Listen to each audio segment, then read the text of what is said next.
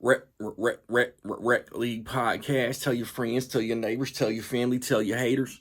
Available on Podbean, Google Podcasts, Apple Podcasts, Radio Public, Good Pods, Pocket Cast, Breaker, and Stitcher. At Rec League Podcast on Facebook, YouTube, Instagram, TikTok, and Threads. At Rec League Pod on Twitter. Episode 174. Available now. Yo, whether you watching this from Facebook, Twitter, click the link in my Instagram, or YouTube itself. What up, world? I just watched Wake Up Dead Man, a Knives Out mystery. The third installment in the Knives Out franchise. It stars Daniel Craig, Josh Brolin, his dude from Challenger's name, Josh O'Connor, Glenn Close, Kerry Washington, Jeremy Renner, Andrew Scott, Callie Spaney. Am I forgetting anybody? Jeffrey Wright. It's directed by Rian Johnson. He's directed Brick, Looper, Star Wars The Last Jedi, and these 3 Knives Out movies. So you got Josh O'Connor. There's an incident at the commune, I want to say, and he gets reassigned to be an assistant priest at this church, I guess. This like small town located church where Josh Brolin is the pastor, the preacher, and the dominoes fall. Benoit Blanc gets involved. Gotta figure out why somebody died. I'm always excited for new Knives Out. I'm always excited for new Rian Johnson movies.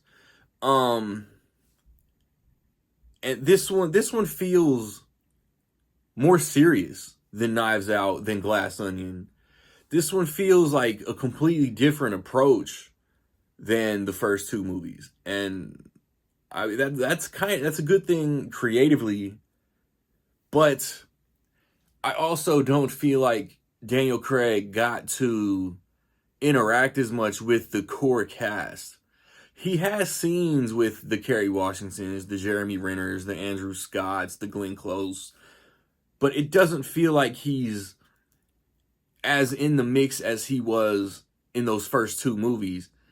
You know, like getting invited to the island, the Edward Norton Island by mistake, getting hired to solve the murder in the original before there was even a murder. This one, I don't even think that they explained how he got involved in this one. Mila Kunis is in this too. So I felt like there were small details that the first 2 had that this one didn't, that I disliked. And I didn't feel like that cast unity, like the group, like the first movie, obviously they felt like family. Even though they hated each other, they all felt like family, resented each other. The second movie, Glass Onion, they all felt like there was a friendship there, even though there was manipulation and betrayal and dirt. This movie, to me, like, my mindset, I believe in God. My mindset is most people who believe in God treat people that don't like they're less than. And people that don't believe in God or are religious at all treat people that are like they're less than. My thing is, bro, like, if you're religious, if you believe in a higher power, don't judge. Like, it's counterproductive. It's hypocrisy to judge people that don't. It's not our place to judge people that don't. And in turn, people that don't need to treat people that do believe like, I don't know, like continuously like bringing it up and rubbing it in your face, kind of like people that like do yoga or are like not vegan free. I don't remember the word now. Vegans, is it? Did I remember the word? There's always like the atheist groups that love shoving it in religious people's face, this, that, and that. And I think this movie hits really well on the head how easy it is Like, people who go to church weekly act like the church is the only place where you can worship and praise and believe, but you're sitting there for an hour, hour and a half, listening to another flawed human tell you how shitty of a human that you are, and like, that's just not my thing. I'm not gonna be told how bad of a person I am by another human who also does dirt and can do it easier because they're in a position of power and influence. It's so easy for people that go to church to be manipulated and influenced and have the wool pulled over their eyes by somebody who isn't the most outright good person. And Josh O'Connor, Josh Brolin, that's a struggle between those two, and even during the investigation. But there is, like, the setting is cool, the small town setting is cool. Is Mila Kunis plays like this sheriff character. Did she serve a purpose? I don't even know if I completely understood the way the breadcrumbs and puzzle pieces all fit together in this one. I'm telling you, it felt a little sloppier than the first two as far as execution. But I get it though. Like, it's still good. All three of these movies are 3 for 3 good.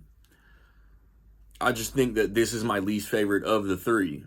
But when 4 comes out, when 5 comes out, a rewatch will be mandatory still. Like, the setting was cool. Daniel Craig always brings it. A lot of these characters were really good. Love Kerry Washington. Love Jeremy Renner. Love Mila Kunis. Thomas Hayden Church. Glenn Close was annoying the fuck out of me with some of this overacting she was laying on hella thick. I don't care. Like, praise the performance all y'all want. That shit was not for me, and that kind of like took me aback a little bit too. There's interesting backstory to this. It hits a lot of the same beats as the first two. I just don't think as sharply, as well.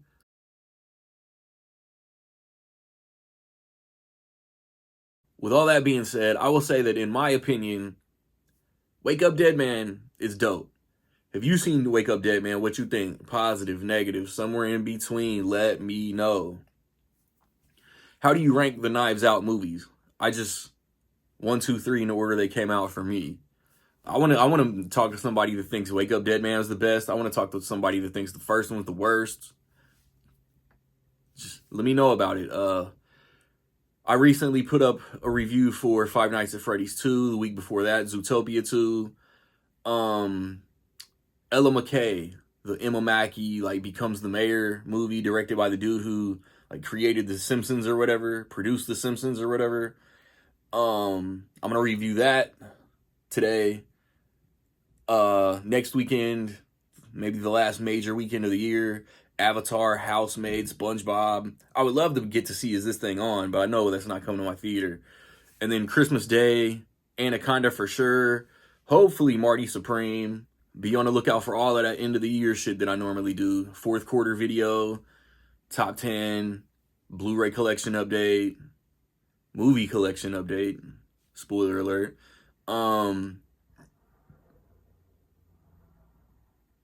Most anticipated for 26, podcast. It's my busy time of the year, baby. Like, subscribe, comment. Find me where you find me, man. Don't know where to find me. Watch these credits. Peace.